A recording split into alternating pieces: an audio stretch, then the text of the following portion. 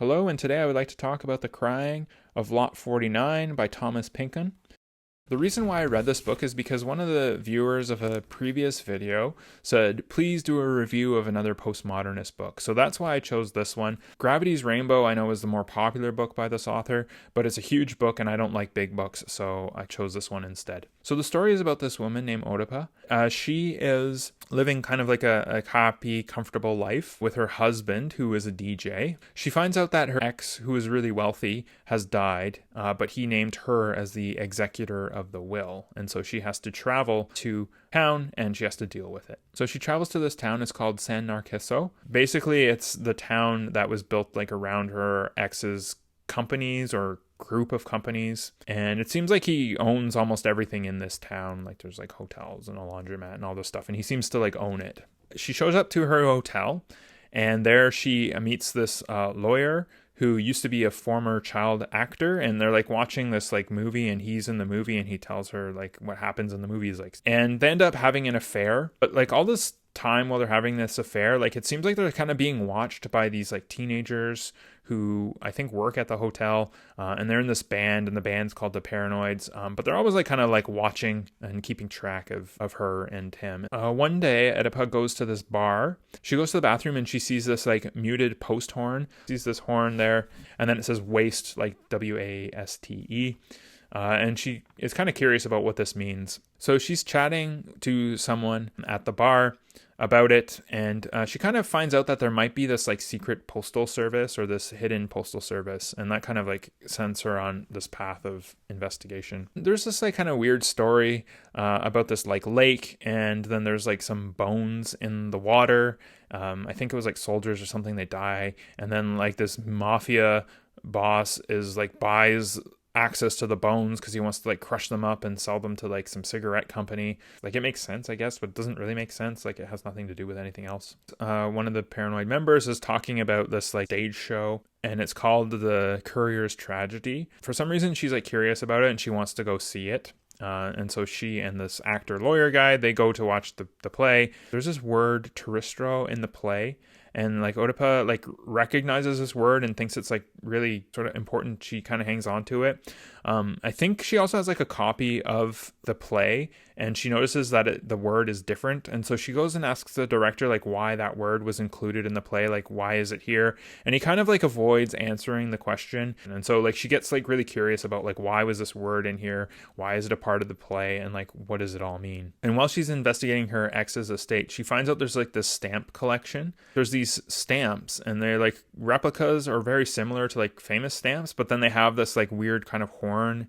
on them somewhere in the stamp. The lawyer and someone else is trying to like figure out like what are these stamps, what are they worth, like are they important or something like that. And she eventually finds out that this horn is actually related to this like alternative or this competing postal service that used to exist in the past that seems to have kind of disappeared. So she kind of digs in more about this play, and she realizes that terrestrial might actually be this like postal service, and they might still exist. But she also learns that the director chose to include that word in the play for some reason. She finds herself in the Bay Area, and she's like walking around. She notices like the horn in some places. She like asks someone about it, and they tell her that it's actually like some kind of support group. She doesn't really believe that, so she keeps on digging. I don't know if it's someone is collecting the mail or something, and she ends up following them, and they're actually picking up mail from some waste bins. And so like this is where people put the mail, is in this waste bin.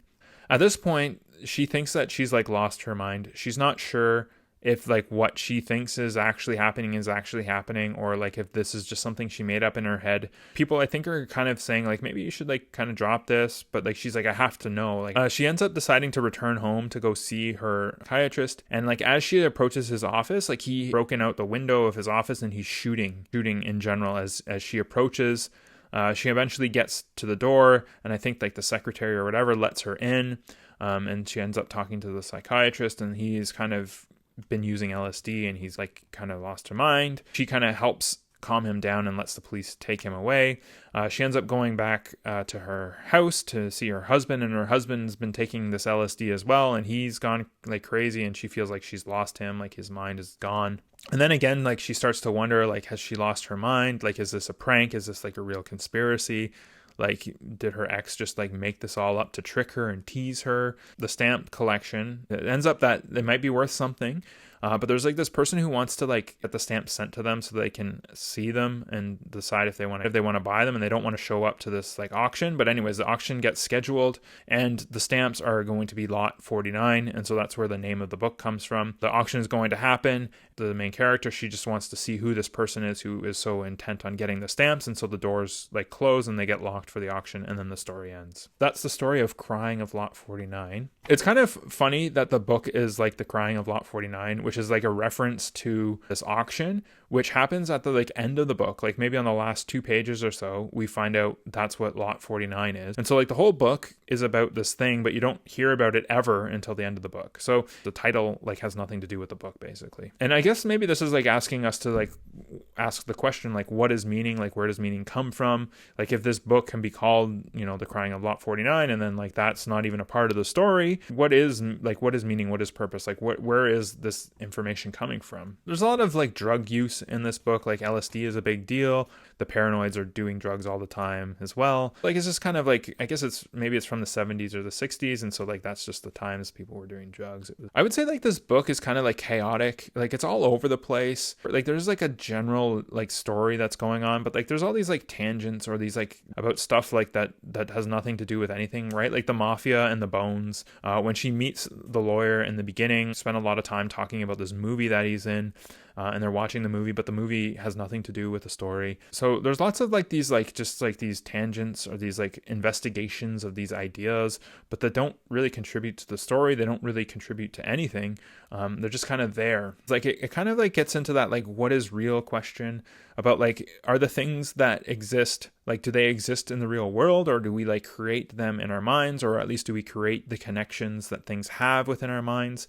And so like our understanding of reality is like a consequence of these connections that we make with these different things that we observe. But then like the question is like, is the way that we're making sense of things, is the way that we're connecting them together like actually the right way to connect them together? Is it the right way to make sense of things? Like, this book isn't really meant to tell you like a really clear story. Maybe it's just to get you to think about like different ways of thinking about how things are connected, how like what is knowledge, or like what is information, or like how connected or related. And I would say like this is kind of interesting now, like in our current day, because like there's all these like competing narratives. Like we have like mainstream media interpretation of reality, and it takes all these stories and it connects them together, and it tells you this one way of seeing the world. And then you have like, you could say you have this alternative like conspiracy like interpretation of those same stories, which is telling a different story. And like really like both of these stories are just made up stories to connect these events and stuff. And it's hard to know like which side is right, what is the right way to connect these stories, what is the right connection between these like events, these diverse events, and how do they connect together? The ultimate question is like, are we being led to the right place? Are we following the information to the right place? And do we actually know like what we're looking at? Are we actually understanding things the way we're supposed to? So those are my thoughts about The Crying of Lot 49 by Thomas Pynchon. This book was okay read. I would say like it was a little bit slow at times, and like because it's like all over the place, a little bit hard to follow. Maybe I'd recommend this one. I can't say with certainty that I would or I wouldn't. But let me know what you think in the comments below. If you like this, click that like button. If you are curious about seeing more book reviews in the future, then click that subscribe button. Thanks for watching, and we'll talk next time. Goodbye.